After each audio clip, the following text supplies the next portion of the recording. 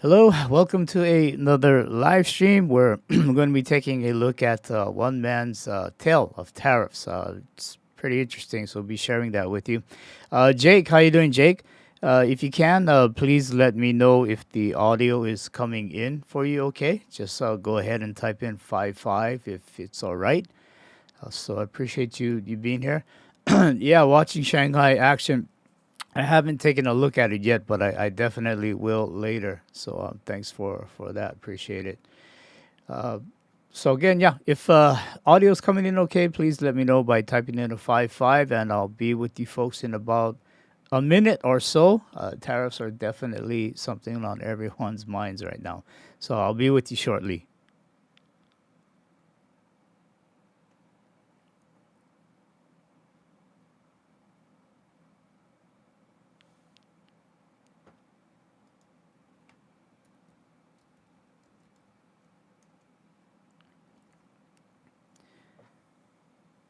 Yeah, thank you. Thank you, Christy. Appreciate it.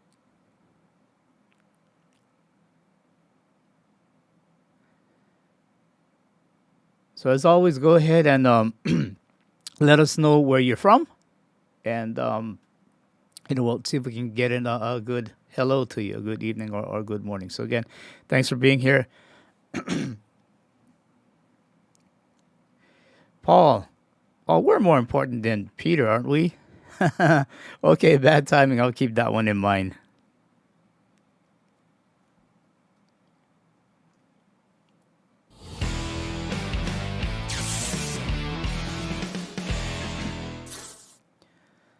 Hello again, everyone. Welcome to another edition of Silver Bullion Television, SBTV. I'm your host, Patrick Vieira, part of the outreach team of Silver Bullion here in Singapore, where we want to help you truly secure your wealth. So just want to give a few shout outs real quick. So Jake, custom parts. Whoa, where'd that come from? Okay, looks like something's wrong with the oh no, something's wrong with the comments. Okay, I'll just have to read them off. Jake, Tanis, Christy, how you doing? Let's see, Paul Eldon, how you doing? Vutran, California, how you doing? Hope things are okay there, considering the wildfires and things. Um, okay, pink waving. All right. So as mentioned, I'm part of the outreach team of Silver Bullion. So let me go ahead and take a quick look at the website there. Singapore definitely your gateway to wealth protection here in Singapore. And so a few things we got going on. One, I want you all to know, especially if you're in the UK, is silver, gold, Britannia coins. Okay, these Britannia coins are CGT exempt for UK residents. So let me go ahead and pull this up real quick. Now, what it means is bullion coins from the Royal Mint are exempt. They're exempt from capital gains tax for UK residents due to their status as legal British currency. In fact, all gold, silver, and platinum bullion coins produced by the Royal Mint are classified as capital gains tax free investment. So that's something good to know. Going down real quick, silver to gold ratio is still at 89.2, still at that 89.90 range. And let's take a look at one more thing here. The gold down a bit, almost $5 this morning. It's 2,794 USD per ounce this morning here in Asia and Singapore. Silver a little bit down as well, down some 12 cents at 31.33 this morning in Asia. Okay, so one more thing here.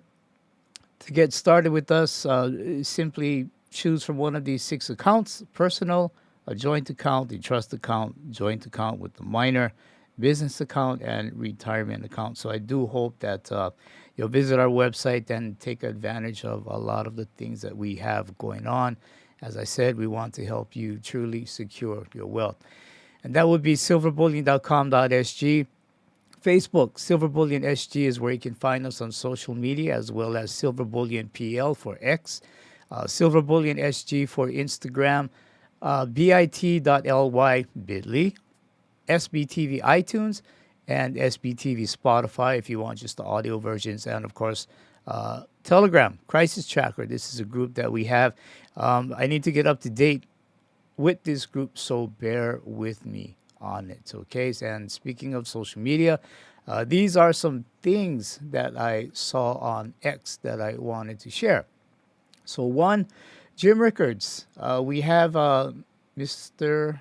You know who threatens 100% tariffs on BRICS members who replace the U.S. dollar with a new currency. Uh, Newsflash: they already replaced the dollar, not with a new currency, but with an old one, gold. Okay, so that's coming from Jim Rickards. Scottsdale Mint posts central banks aren't just buying gold, they are hoarding it. From China to the US, the global gold grab has a deeper story than tariffs. Comex vaults 100 feet below Manhattan are filling up fast. And this is something we're going to have to watch really, really closely, because is this about tariffs?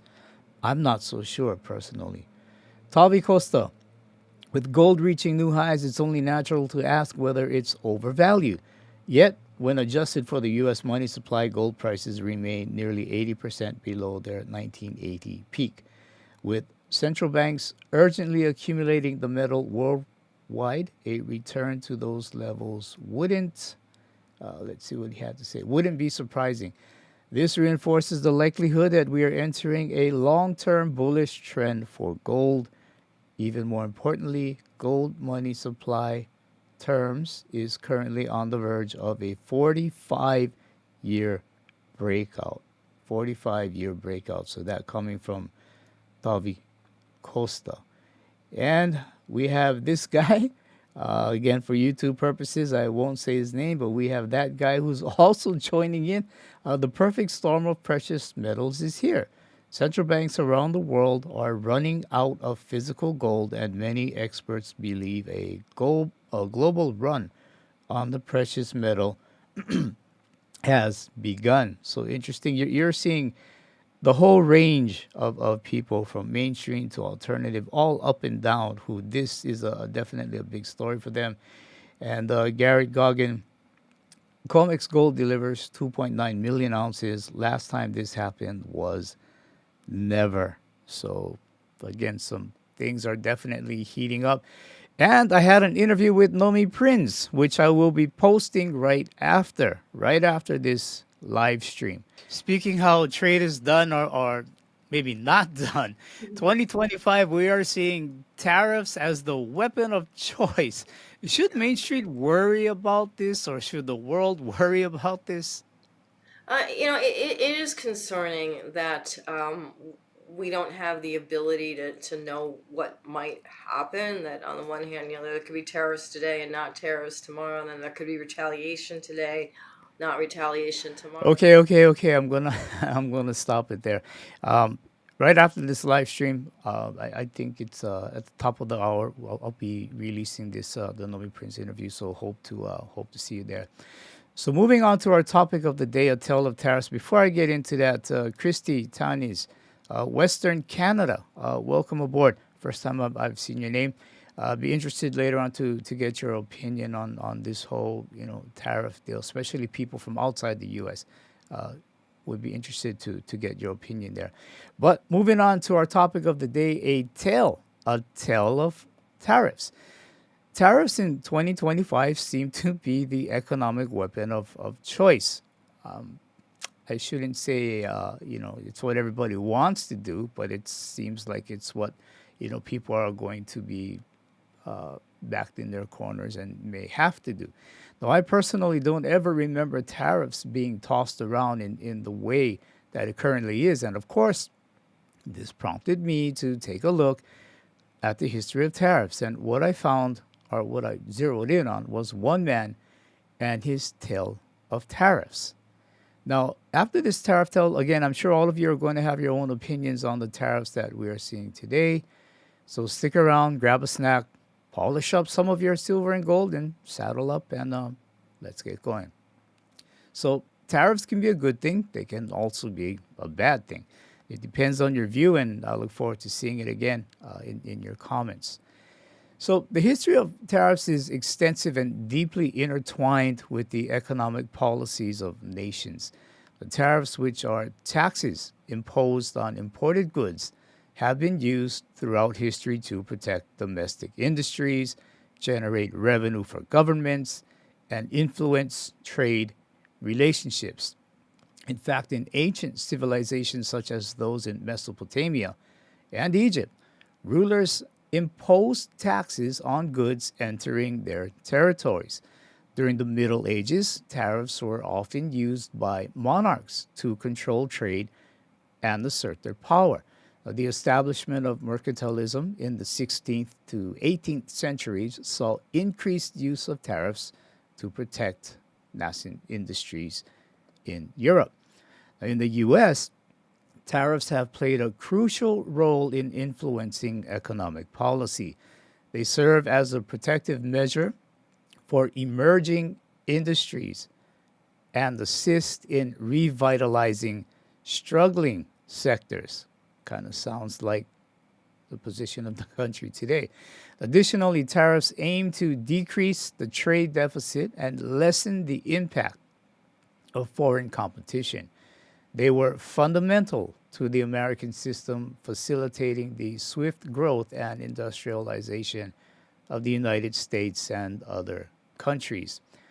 Now, following the United States independence in 1783, the federal government, under the Articles of Confederation, was not able to collect taxes directly and had to request funds from individual states.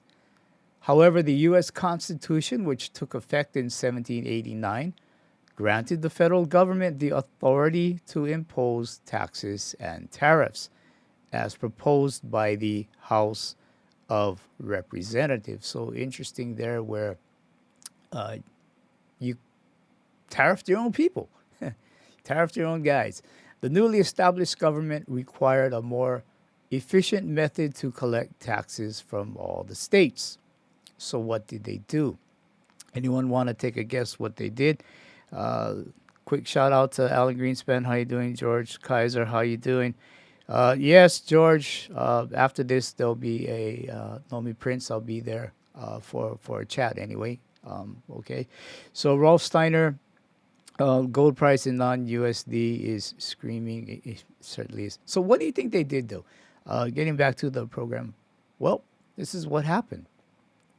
In 1790, the United States Revenue Cutter Service was established to primarily enforce and collect the import tariffs. This service later became the United States Coast Guard. Interesting. Now, a few armed vessels judicially stationed at the entrances of our ports might, at a small expense, be made useful sentinels of the laws. This was a quote from the Federalist paper, number 12, back in 1787, November 27. And whose quote was it? The author was Alexander Hamilton, described a fleet of federal vessels that he believed the newly created United States required to enforce tariff laws and interdict smuggling. Now, considered the father of the United States Coast Guard, Hamilton played an integral role in the formation and development of the United States. Now, when the new government got underway in 1789, Hamilton was appointed the first Secretary of Treasury. Interesting how he's very much so tied into the finances. He began at once to place the nation's disorganized finances on sound footing. In a series of reports, he presented a program, not only to stabilize national finances, but to also shape the future of the country as a developing industrial nation. He proposed establishment of a national bank, which later on ushered in the Federal Reserve, funding of the national debt, assumption of state war debts, and the encouragement of manufacturing. In addition, he was the driving force behind Congress's creation of a revenue marine service, again, the precursor to the Coast Guard. A little bit more, born in Charleston on the West Indian island of Nevis, on January 11, 1757, Hamilton immigrated to New York in 1772, so he was also an immigrant. Although not yet 20 years of age, by 1774 he authored many widely read political publications. And not long after the start of the American Revolution, Hamilton received a captaincy of an artillery unit and fought in the principal campaigns of 1776. 1 year later, he advanced to the rank of lieutenant colonel, joined the staff of General Washington as secretary and aide de camp, and soon became Washington's close confidant. Hamilton ended the war as a lieutenant colonel commanding an infantry regiment, which he led with great success during the siege at Yorktown. Now, already going back to 1787, Hamilton had articulated a need for the revenue marine in the Federalist Papers, as the fledgling nation sought to combat smugglers, it's in the news again, seeking to avoid payment of import tariffs. All these things are in the news again, nothing new under the sun. And Hamilton advised Congress to build a fleet of 10 cutters to help direct ships to specific ports of entries along the east coast of the U.S. The small fleet proved the basis for establishment of a revenue marine, later known again as the Revenue Cutter Service, and Congress adopted his plan on August 4th, 1790, which is actually the Coast Guard birth date. The Coast Guard birth date. So, since the Continental Navy and Marines disbanded following the conclusion of the Revolution, again, the Revenue Marine was the only nation's, I should say, the only sea service in the early years of the new republic. And again, he put the coast on the East Coast, and they were critically important to the economic viability of the nation. Because remember, at this time, there was no income tax, and a lot of the way the new nation was funding itself were through tariffs. So this was hugely important that they collected the tariffs, made sure all duties were paid, because at that time there was no income tax. So in addition to their law enforcement, the fleet of cutters rendered aid and assistance as needed for the protection of lives and property at sea. And this is the humanitarian life-saving role that defines the Coast Guard to this day. Now, it wasn't all rosy for Hamilton and his plans. Now, he resigned from the cabinet in 1795 and never returned to public office. His last two major political acts came in 1800 and 1804, and both targeted aspiring political leader Aaron Burr. Some of you may already know the history of this and what's going to happen, but for those who don't, when Burr and Thomas Jefferson tied in the 1800 presidential election, Hamilton used his influence in the House of Representatives to secure Jefferson's presidency. So we almost had a President Burr. But in 1804, Hamilton also maneuvered to defeat Burr's chances of becoming governor of New York. You got to imagine this guy Burr, he's not really happy. So in response to Hamilton's political moves against him, Burr challenged Hamilton to a duel. Duels at that time were perfectly legal. They were legal, not everywhere, but they were legal in some of the let's just call them colonies, states, whatever they were at the time. Sorry about that. But they were okay to do. And on the pretext, he challenged him to a duel on the pretext that he latter had expressed a despicable opinion of him. The duel took place in New Jersey on Wednesday, July 11th, 1804, and Burr mortally wounded Hamilton, who died the next day, and he was laid to rest at Trinity Church in New York City. So again, 1790, Hamilton established that Coast Guard service. It's been around for some 225 years, and even one of his name graces one of the hull of the newest national security cutter, CGC Alexander Hamilton. So he's been around, and just wanted to share with you a little bit of the history of one man and his tale of tariffs. So we can see how, back in the day, again, with no income tax and the country needing funding, tariffs were again, the tool, tool of choice. I don't want to say weapon of choice. It was the tool of choice. Hang on with me, guys. I just want to check something. I just want to check something here because I'm not sure why these question marks are showing up. So I just want to see if I can go ahead and change that. Let me see if I can just change it a bit real quick. Hang on, guys. Sorry about this.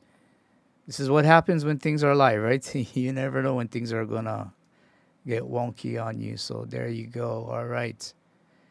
So let's get this in there. There you go. William. By and large, the USA was populated by individuals who were maximally personally responsible in those days. And that's a good point, because we've often heard, in the days of old, the kings, and, they were the ones who were out there in the battlefield, in the days of old. So they had personal responsibilities to these things. For instance, sending people to war. They were there. And today, you just don't see it. So I think that lack of accountability, responsibility, definitely missing. So that's a great point there. Let's see. Rolf Steiner. To enable USA to reestablish manufacturing, the US dollar will need to be devalued at least 40%. This can really only be done against gold. How much gold bullion does the USA have? Rolf, that's a great point. How much do we have? Or does the US have? Supposedly 8,000 metric tons, but when you factor in all that money printing, you're in the tens of thousands already at that point. What the so-called price of gold should be. But then again, gold price in dollars, I don't think, I think we're down the road going to see more commodity versus commodity. How much oil can you get for gold? How much food, whatever it may be, can you get for gold? How much energy can you get for gold? So I think these things are going to be hugely important there. Let me take a look at a few more comments. Let's see. Okay, I think I think I'll stop there and move on a bit. So tariffs, they are a tool of governments. Governments will use them to save an industry. Save an industry. Are there any industries that need to be saved? Sure. To help birth an industry. Are there any industries that look to be built from the ground up? Sure. To rebuild industry. Are there industries that have fallen behind, gotten old, need to retool? Sure. So those three reasons, yes. They are a tool used to tax imports and collect revenue. Is that what is happening as well? Sure, they're happening also. And they are a tool meant to implement policy on trading partners. They are a tool to persuade, dissuade, or even to intentionally hurt countries. Sometimes we might see them through sanctions. Tariffs are also at times, they have unintended consequences, collateral damage. That's you and me. These can be higher prices to pay or even at times lives to pay.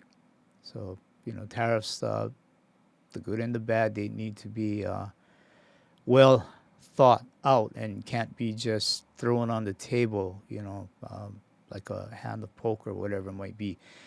It's not about the cards you are dealt. This is something that you really have to think out, and cooler heads need to be there. But they are a tool, always have been. They can lead to trade wars, economic wars, currency wars, and even hot wars. And that is the fear. We are seeing today what the threat of tariffs are doing with economies and precious metals. Gold is hitting or near all-time highs once again.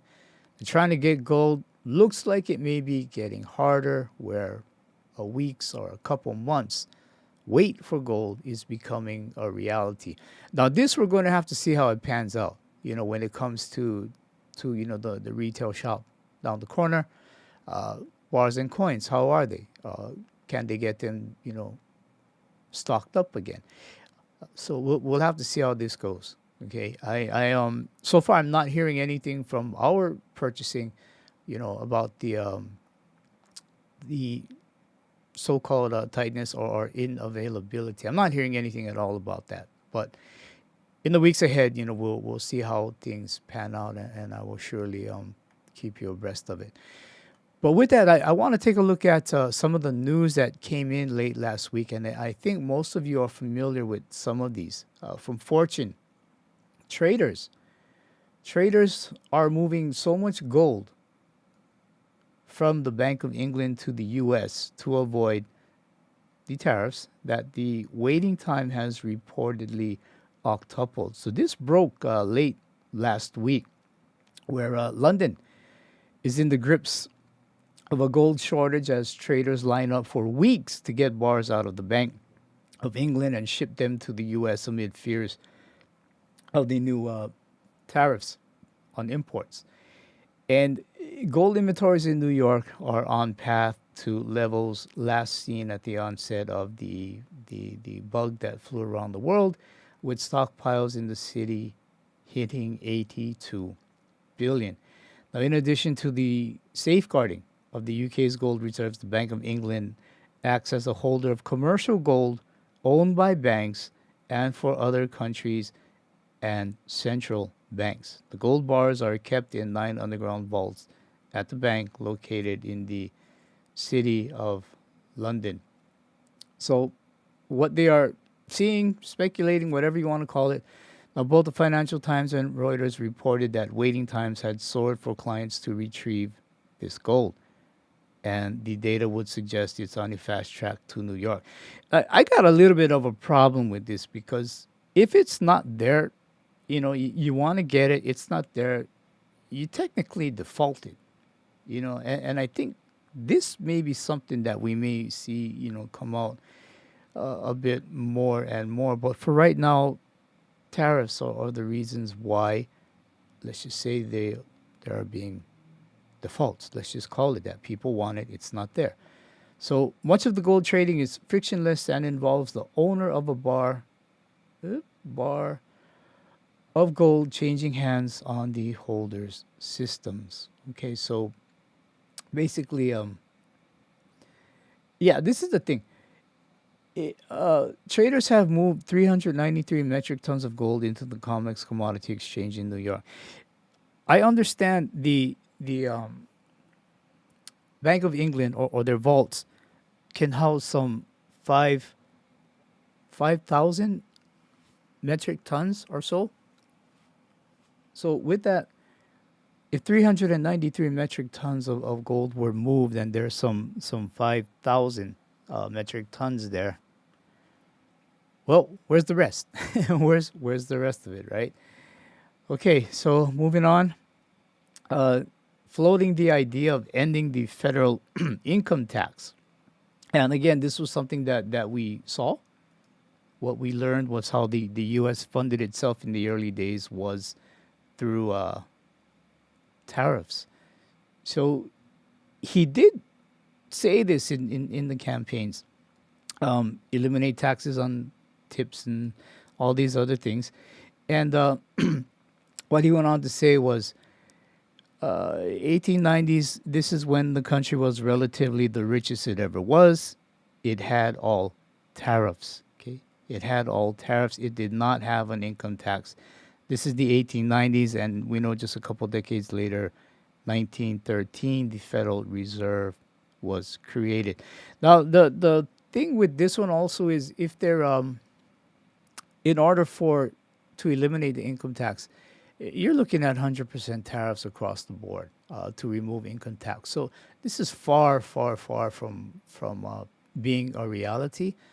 But let's just say if you did not apply that to other types of business taxes or whatever it might be, if it was just a personal income tax lowered a bit, maybe, maybe, but to completely remove income tax, I don't see that. It's just way too far away. So I'll be interested to see what your comments are as well.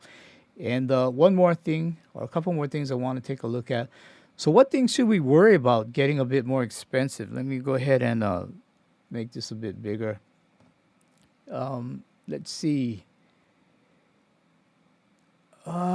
We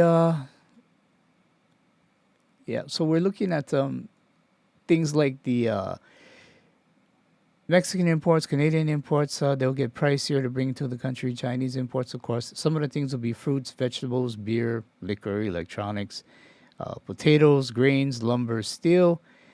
We tend to think a lot about merchandise goods as being automotive goods, furniture goods, and these types of heavy equipment goods, but we should not forget that we also do a lot of trade on the agricultural front. So people will feel it. We just had this bout of inflation. Things were expensive. It may it may end up getting that way again. It all depends on the supply side. Whatever the supplies that are coming in, which are getting tariffed, are the things that we will feel. Some things we may not feel, but definitely things like food. Yes, it is going to be felt. And last thing I want to take a look at here, when it comes to these trade wars, tariffs, things like that, list of trade wars or disputes. So again, these are all nothing new. Pre 20th century, Anglo-Spanish wars, French wars, Dutch wars, even the Opium Wars. Opium Wars, that was a bad one. The first Opium War was fought from 1839 to 1842 between China and Britain. It was triggered by the Chinese government's campaign to enforce its prohibition of opium. Makes sense. Makes sense. And this included destroying opium stocks owned by British merchants and the British East India Company. Now, the British government responded by sending a naval expedition to force the Chinese government to pay reparations and allow the opium trade to continue. And the Second Opium War was waged by Britain and France against China from 1856 to 1860 and consequently resulted in China being forced to legalize opium. So again, we see in uncertain times, gold is that rock, that store of wealth. It's a wealth preservation asset for generations. I do hope your understanding of where we are today puts you and your generations to follow in a better place tomorrow. So, what's on your mind? What's on your mind? Let me go ahead and take a look at the comments here. Let's see. Carrie Ellen, how you doing? We also need to end the welfare warfare state funded by the income tax and the Federal Reserve. Let me slide this over. That is absolutely absolutely true. It's a great point. Definitely a great point there, Carrie Ellen. Appreciate that. Let's see. Let's see here. Peter Frowine.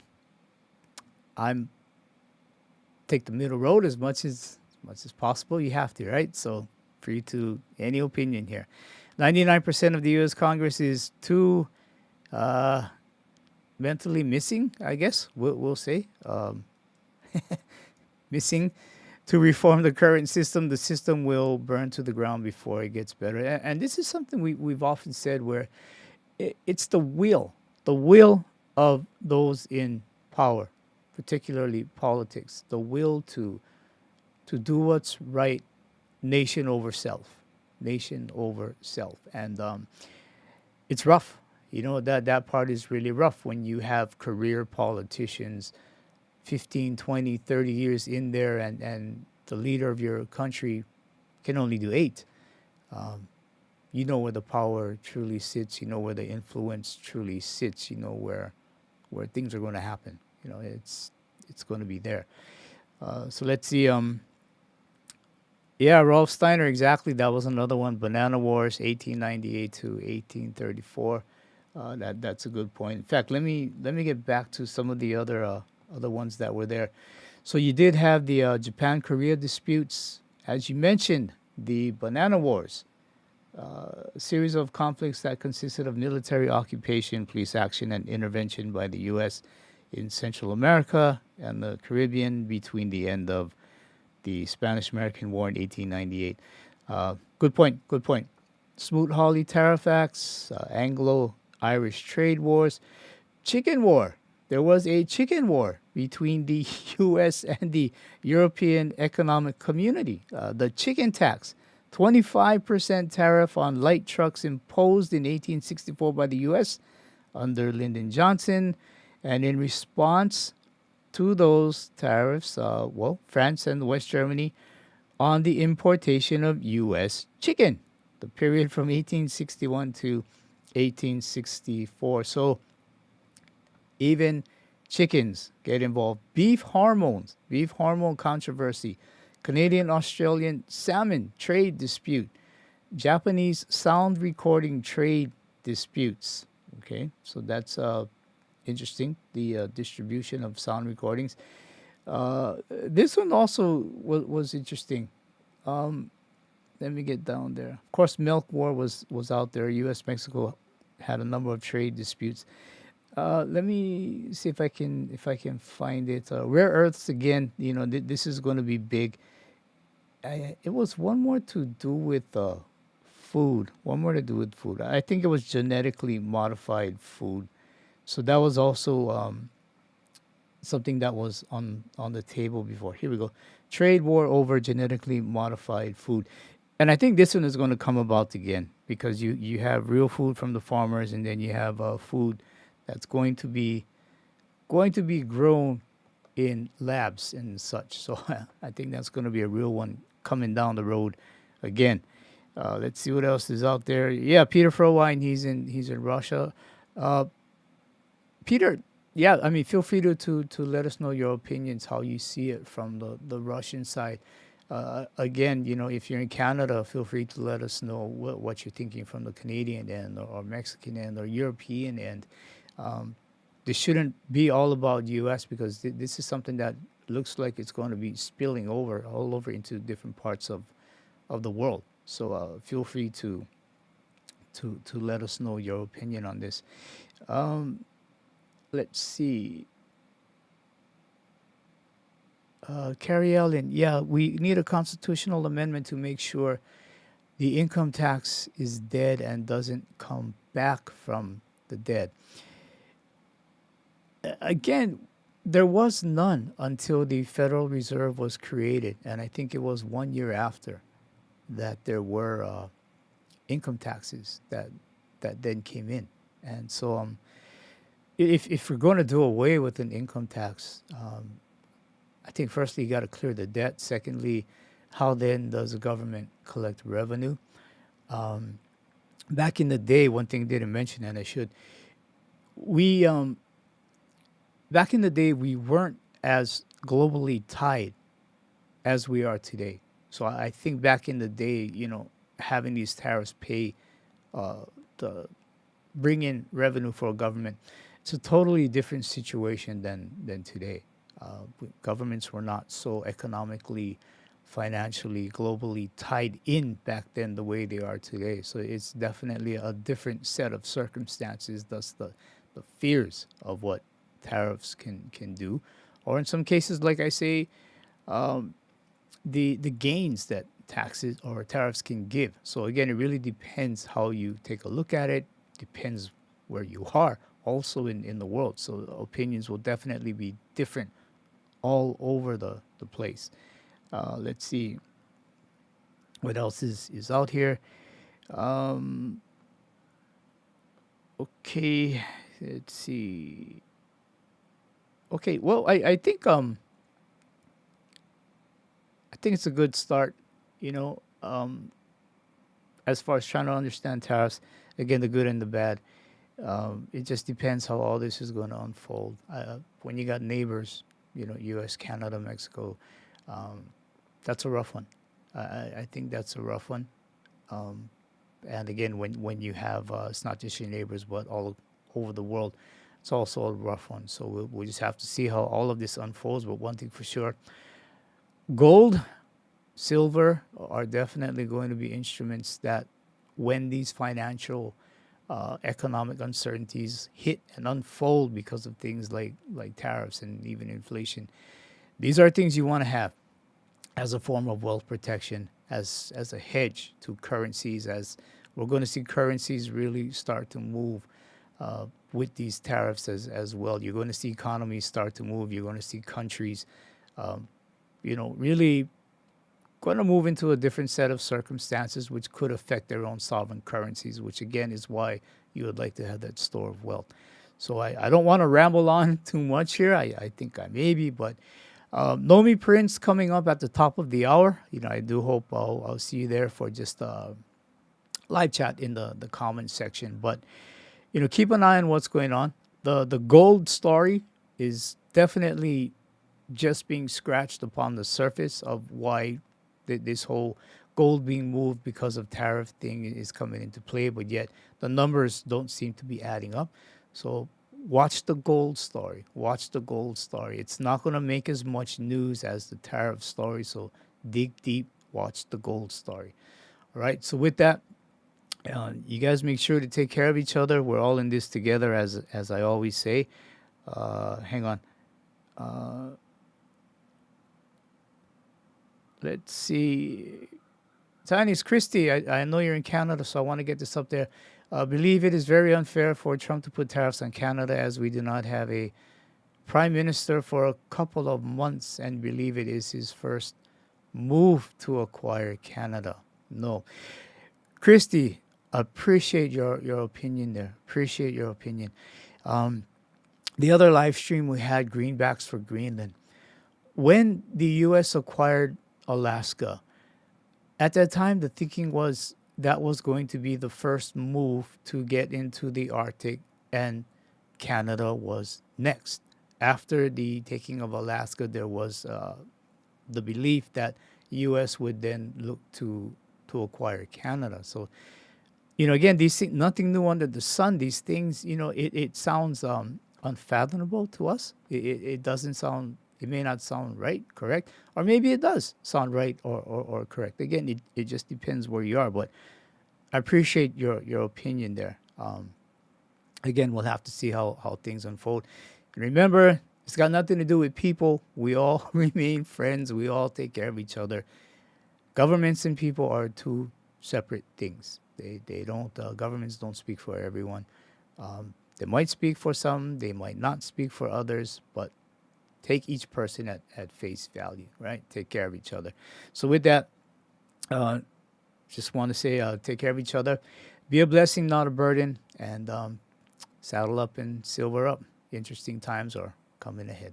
Take care.